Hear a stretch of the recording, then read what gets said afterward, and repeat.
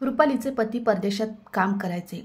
ती 3 महिन्याची गरोदर होती, पण तिच्या पतीने तिच्यासाठी जो काही खर्च पाठवला ते पैसे तिचा मोठा दीर आणि सासू काढून घ्यायची। ती गरोदर राहिली तेव्हा उपासमारीमुळे तिच्या मुलाचा मृत्यू झाला आणि सासूने तिला दोष दिला। तिला वाटले की रुपालीने मुलाला जाणून बुजून मारले आणि मध्यरात्री त्या दोघांनी रुपालीला घराबाहेर ढकलले। ती रस्त्याच्या कडेला बसून रडत होती। तेवढ्यात अचानक एक बाई रुपालीला सोबत झोपडीत घेऊन आली। आत पाऊल टाकताच तिकडे स्वतःच्या नवऱ्याला पाहून रुपाली किंचाळली।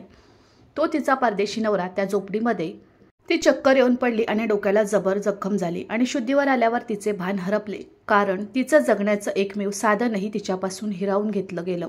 त्यामुळे ती पैशासारखी सगळी क्रूरता सहन करत होती। प्रत्येक दुःखाचे लोट ती सहन करत होती, पण तो छोटासा जीवही तिला सोडून गेला होता।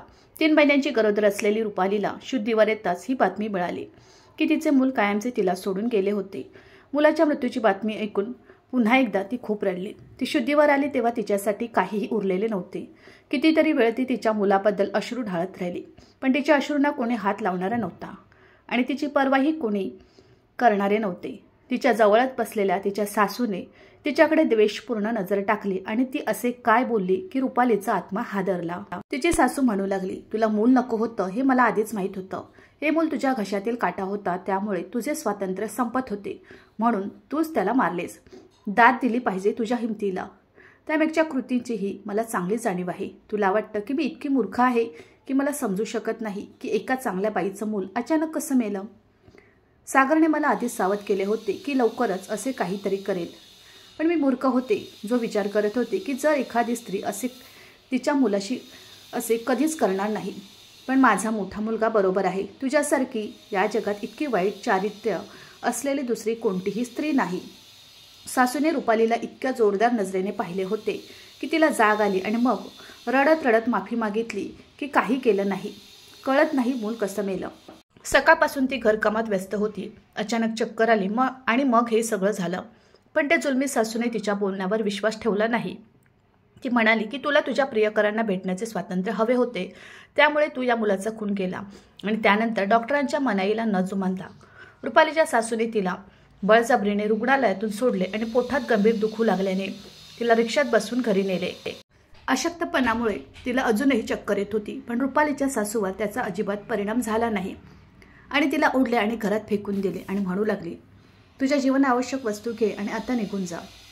तू माझ्या डोळ्यात धूळ आहेस, आता मी तुझे काही ऐकणार नाही, घरातून निघून जा। रुपालीला वाटले की पृथ्वी फुटेल आणि ती त्यात समाविष्ट होईल। ती तिच्या सासूच्या पायाशी बसली, तिचे पाय धरून रडू लागली, माझ्या डोक्यावरून हे घर काढून घेऊ नकोस। हे माझ्या पतीचे घर आहे, मी इथे सन्मानाने राहते। पण रुपालीच्या सासूला तिची दया आली नाही। आजवर त्यांचा मोठा मुलगा सागर म्हणजे रुपालीचा मोठा धीर, तो सुरुवातीपासूनच रुपालीच्या विरोधात होता। तो नेहमीच रुपालीला वाईट व्यक्तिरेखा असल्याचे सिद्ध करण्यात टपला होता। रुपालीसाठी त्याची स्वतःची दृष्टी खराब असताना दुर्बुद्धीच्या भावावर पडदा पडताच त्याने जाणीवपूर्वक रुपाली विरुद्ध असा सापळा रचला। तो स्वतः वाईट गोष्टी करायचा आणि दोष रुपालीवर टाकायचा। कुठल्या ना कुठल्या बहाण्याने तो रुपालीला छतावर बोलावत असे। तो तिच्याशी अश्लील बोलायचा आणि नंतर सासूला म्हणायचा की रुपाली गल्लीतील मुलांसोबत फेऱ्या मारते, म्हणून ती छतावर जाते। रुपाली सर्व बाजूनी वाईटरित्या अडकली होती। तिचा नवरा सोबत नव्हता, तो परदेशात होता, त्यामुळे तिला सासू आणि दिरासोबत जगावे लागले। पण हे दोघे मिळून आपल्याकडून हे छत हिरावून घेतील आणि तिला लाचार करतील हे तिला माहीत नव्हते।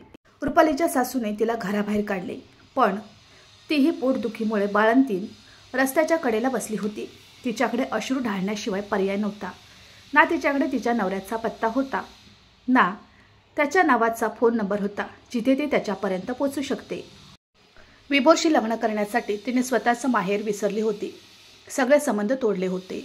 आता तिच्याकडे परत जाण्याचा मार्ग नाही, त्यामुळे तिला असेच रस्त्यावरचे आयुष्य जगावे लागेल असे वाटत होते। ती ढसाढसा रडायला लागली। आत्महत्येचे विचार तिच्या मनात वारंवार येत होते। जगण्याचं कोणतेही कारण नव्हते। तिला तो काळ आठवू लागला तेव्हाच ती पहिल्यांदा पती विभोरला भेटली। त्यावेळी त्याची पहिली भेट झाली जेव्हा रुपालीच्या वडिलांना हृदयविकाराचा झटका आला आणि विभोर तिथे त्या हॉस्पिटलमध्ये वॉर्ड बॉय म्हणून काम करत होता आणि वडिलांचीही काळजी घेतली। दररोजच्या बैठकांमुळे रुपाली आपोआप परिपूर्णतेच्या जवळ आली। तिने त्याच्या वडिलांबद्दल प्रश्न विचारले। ती विभोरशी वैयक्तिक प्रश्नावर उतरली आणि नंतर दोघांनी नंबरची देवाणघेवाण केली। काही दिवसातच तिचे कुटुंबीय बरे होऊन घरी आले, पण विभोरने रुपालीला फोन करणे सोडले नाही। विभोर फार शिकलेला नव्हता, तो इंटरमिडिएट होता आणि त्याने मोजकेच कोर्स केले होते। त्यामुळे त्याला वॉर्ड बॉयचे काम मिळाले। त्याचे उत्पन्न काही विशेष नाही। प्रेम असेल तर माणसाला काही दिसत नाही। विभोरचे हृदय चांगले होते, तो शुद्ध हेतूचा होता, पण भावनाला त्याने पाहिले आणि तिला त्याचे हृदय दिले। दोघांमधील संबंध वाढतच गेले। त्यांचे प्रेम मैत्रीच्या पलीकडे गेले। प्रेमात पडल्यावर विभोर पुन्हा पुन्हा लग्नाविषयी बोलू लागला। रुपालीला हेच हवे होते, पण तिचे घरचे तिचे लग्न एका सामान्य व्यक्तीशी करणार नाहीत हे तिला माहीत होते, कारण ते खूप उच्च विचारांचे होते। ते एका चांगल्या आणि श्रीमंत कुटुंबातील होते। तिचे वडील वकील होते आणि त्यांनी आपली मुलगी अशा मुलाला कधीच दिली नसती। त्याला नीट शिक्षणही घेता आले नाही, त्यामुळे रुपाली संकोचली। पण विभोरचे खरे प्रेम होते म्हणून तो संबंध पाठवण्याचे बोलत राहिला आणि मग खूप विचार समज आणि धैर्यानंतर त्याला नात्याला पाठवण्याची परवानगी दिली। विभोरने आई आणि मोठ्या भावाला रुपालीच्या घरी पाठवले, पण त्याचा मोठा भाऊ सागर इतका अशिक्षित होता की तो रुपालीच्या वडिलांशी नीट बोलू शकत नव्हता। आई सुद्धा रुपालीच्या मोठ्या घराकडे विचित्र नजरेने पाहत होती। विभोरच्या आईची नजर घरगुती गोष्टींवर जास्त होती आणि रुपालीच्या वडिलांना हे लगेच कळले। तो वकील होता, त्यांचे डोळे खोलवर होते, लोकांचा न्याय करण्याची क्षमता त्यांच्यात होती। त्यांनी पहिल्यांदा यादीत हे नाते नाकारले होते आणि रुपालीला समजावून सांगितले की विभोर चांगला मुलगा असला तरी त्याचे कुटुंब खूप अज्ञानी आणि लोभी लोक आहेत। विभोरचा मोठा भाऊ सागरही नोकरी करत नसून तोही विभोरच्या पगारावर फुकटचा खात होता। तो एक शूद्र आणि स्वार्थी माणूस होता, म्हणून रुपालीच्या वडिलांनी तिला समजावले, अशा लोकांशी आयुष्यभर सहवास करणे मूर्खपणाचे ठरेल। मात्र रुपालीचे विभोरवर इतके प्रेम होते की तिने वडिलांशी भांडण केले आणि नतमस्तक झाल्यानंतरच लग्न करणार असल्याचे सांगितले। तिच्या वडिलांनी तिला कोणत्याही परिस्थितीत विभोरसोबत पाठवणार नाही असे स्पष्ट सांगितले आणि विभोर रुपालीवर रागावला होता। तो म्हणाला की मी माझ्या आईला मोठ्या कष्टाने तुझ्या घरी पाठवले होते। त्याने माझ्यासाठी दुसरी मुलगी आधीच पसंत केली होती, पण तुझ्या घरच्यांनी असा नकार देऊन माझ्या आईचा अपमान केला। आता तू स्वतः माझ्याकडे यावे आणि आपण न्यायालयात जाऊ। हे ऐकून रुपाली खूप घाबरली। तिने कधीच आई वडिलांचे ऐकले नाही, तरीही हे नाते या मार्गाने निश्चित व्हावे आणि तिचे लग्न चांगल्या मार्गाने निश्चित व्हावे असे तिला वाटत होते। इतर मुलीप्रमाणे तिलाही तिच्या वडिलांच्या मार्गदर्शनाखाली जायचे होते, पण इथे सगळे प्रकरणच बिघडले होते। त्यामुळे आज एकीकडे ती तिच्या वडिलांना पटवून देत होती की विभोरला पुन्हा एकदा तिच्या कुटुंबाला पटवून देत होती, पण दोन्ही बाजूंनी नकार आला। रुपालीचे वडील विभोरच्या कुटुंबाला भेटायला तयार झाले नाहीत। मग तो आईला पाठवण्याच्या बाजूने होता। त्याचं एकच बंधन होतं, त्याचं एकच म्हणणं होतं की दोघांनी कोर्ट मॅरेज करावे। त्याचं रुपालीवर खूप प्रेम होतं, पण तो त्याच्या आईवरही खूप प्रेम करत होता आणि रुपालीच्या आई वडिलांनी त्याला त्याच्या आईसमोर कसे नाकारले याचा त्याला राग आला होता। जेव्हा रुपाली दोन्ही बाजूंनी पूर्णपणे वेगळी होती तेव्हा तिने पुन्हा तेच केले, कारण लोक ते प्रेमाने करतात।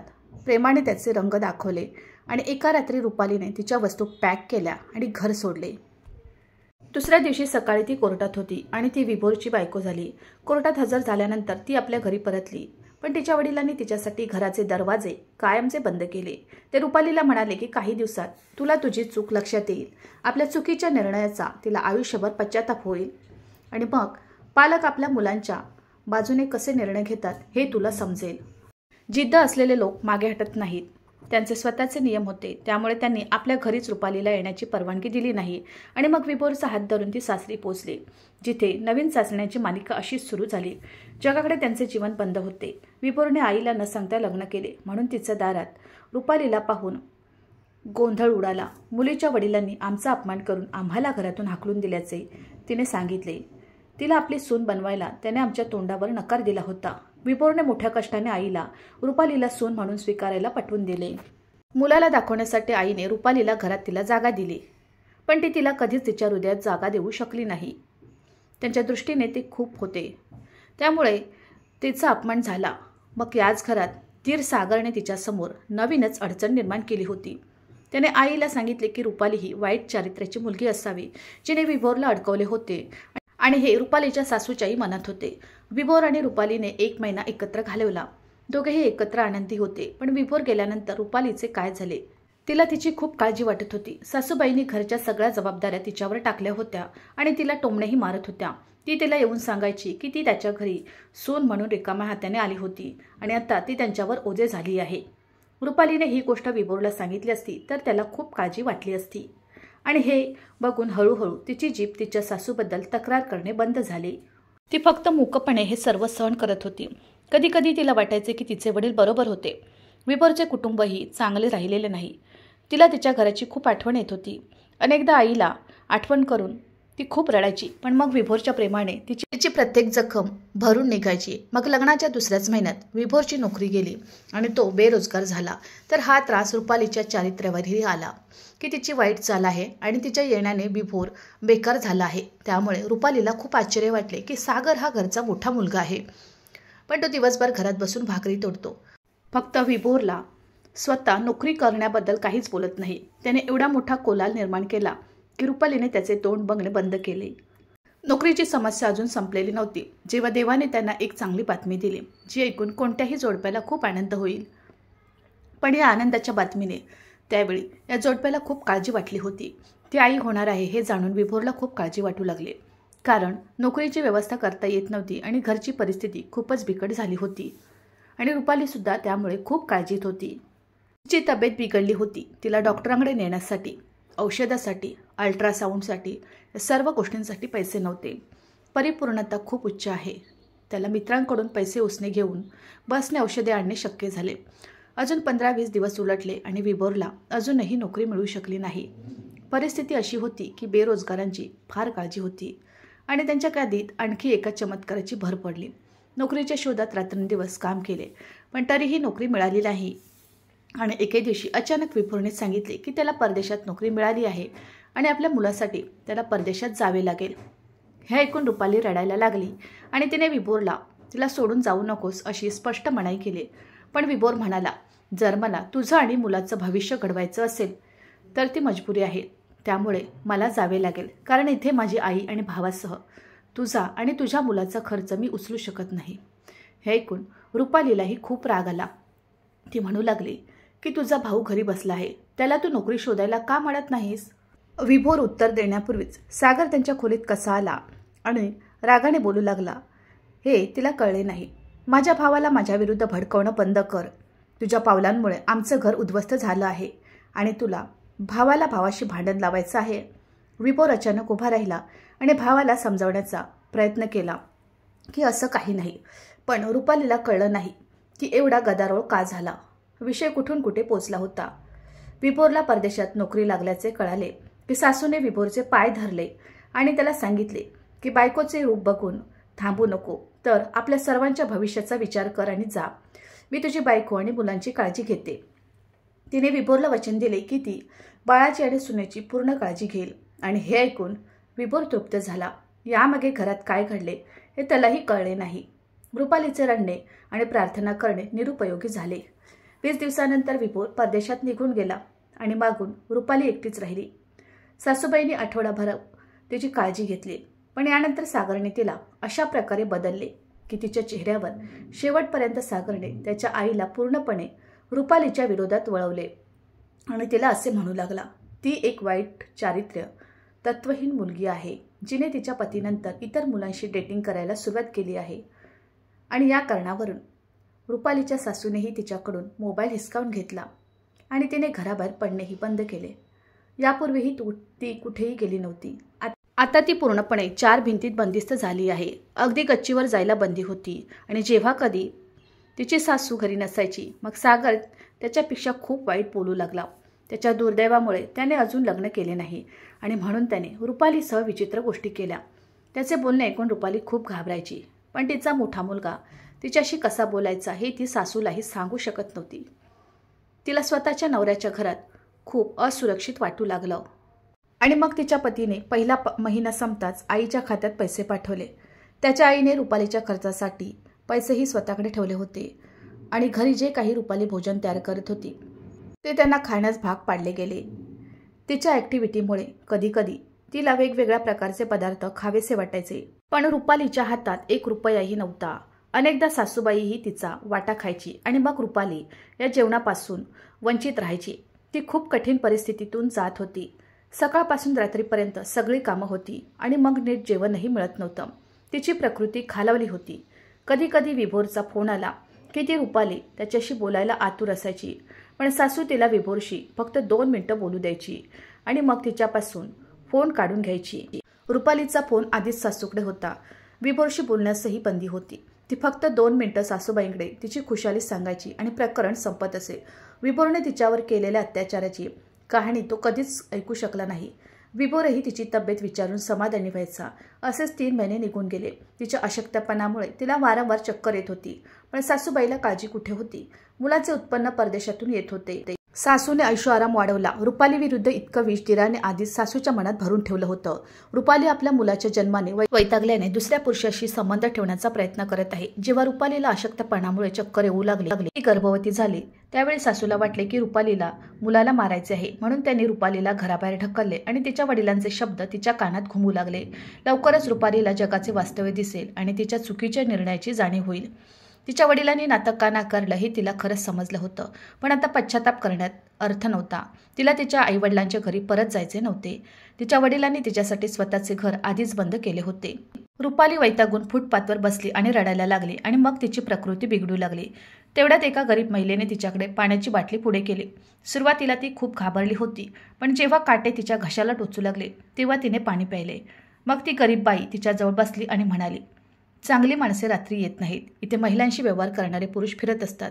त्यामुळे आता रात्र झाली आहे, माझ्यासोबत ये आणि माझ्या तंबूत रात्र घालव. तुझे गंतव्यस्थान कोणतेही असो, सकाळ होताच निघायचे आहे.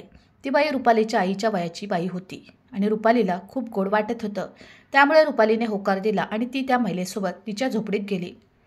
तिला आता दुसरा सहारा नव्हता, त्यामुळे तिचा या बिचाऱ्या गरीब बाईवर विश्वास बसला.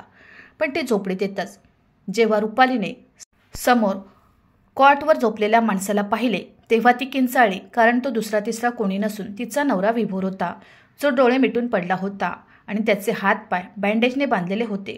कपाळावर जखमा होत्या. ती तिथून निघून नवऱ्याजवळ पोचली. त्याला हादरवले आणि तो जागा झाला.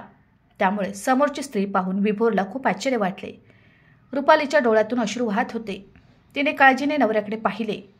तिच्या म्हणण्यानुसार तिचा नवरा परदेशात होता, त्यामुळे तो त्या रात्री या घरात काय करत होता. विभोर उठून बसला आणि रुपालीला छातीशी घट्ट मिठी मारली. सर्वप्रथम त्याने रुपालीबद्दल विचारले. रडत रडत रुपालीने विभोरला सुरुवातीपासून शेवटपर्यंत सत्य सांगितले. त्यामुळे विभोरलाही अश्रू अनावर झाले. त्याने रुपालीला सांगितले, माझ्या पाठीमागे तुझ्यासोबत असं होईल हे मला माहीत नव्हते.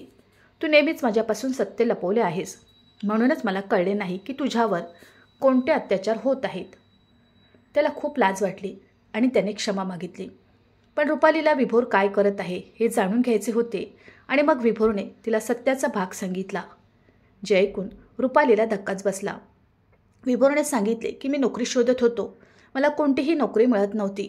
मी खूप काळजीत पडलो आणि मग जेव्हा मला तुझ्या गर्भधारणेची बातमी मिळाली आणि तुझ्या औषधांसाठी माझ्याकडे पैसे नव्हते, त्यामुळे माझा जीव गेला. मी तुमचा खर्च कसा भागवू, तुझी जबाबदारी मी कशी पार पाडू. मी प्रेमापोटी तुझ्याशी लग्न केले, पण मला तुला असे वाईट आयुष्य द्यायचे नव्हते. तुला छोट्या छोट्या गोष्टींसाठी हव्यास म्हणून मी इकडे तिकडे भटकत होतो आणि मग मला नोकरी मिळाली, ज्यासाठी मला माझे घर सोडावे लागले. म्हणून मी परदेशाचे निमित्त करून घरापासून दूर या ठिकाणी आलो.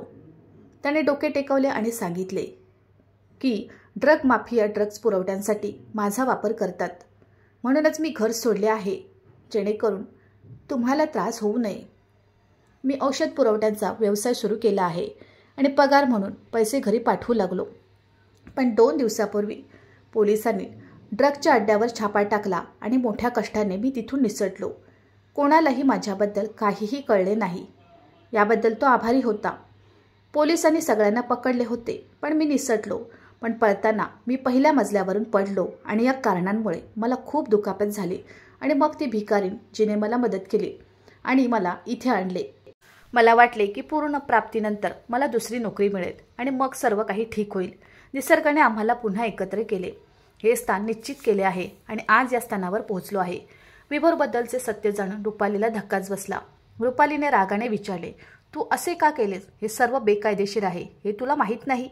जर पोलिसांनी तुला पकडले असते तर तुला अनेक वर्ष तुरुंगवास भोगावा लागला असता आणि मलाही. आता मी यातून सुटका करू शकले नसते, असे म्हणत रुपाली रडू लागली. तर विभोरचे डोके टेकले. तो कबूल करत होता, कारण रुपालीच्या भविष्यासाठी त्याने हे सर्व केले. परंतु हे सर्व करूनही रुपालीचे भविष्य पूर्ण होऊ शकले नाही. त्यांच्या मुलाचा जन्म झाला. 2 दिवसांनी विभोरने वेगळ्या घराची व्यवस्था केली आणि तिथे शिफ्ट झाले. तर रुपाली शिकलेली होती, त्यामुळे चांगल्या शाळेत शिकवायला सुरुवात केली. काही मेहनत आणि प्रार्थनेनंतर विभोरला पुन्हा हॉस्पिटलमध्ये वॉर्ड बॉयची नोकरी मिळाली आणि मग दोघे पती पत्नी एकत्र काम करू लागले आणि आपले जीवन आनंदाने जगू लागले. तर मित्रांनो, मला आशा आहे की तुम्हाला आमची कथा आवडली असेल. कथा आवडली असेल तर व्हिडिओला लाईक करा. चॅनलवर नवीन असाल तर चॅनलला सबस्क्राईब करा आणि हो, नोटिफिकेशन बटन दाबा, जेणेकरून तुम्हाला पुढील अपडेट सर्वात आधी मिळतील. तुमचा मौल्यवान वेळ कथा ऐकण्यासाठी दिल्याबद्दल धन्यवाद. पुन्हा भेटू अशाच एका नवीन कथेसोबत.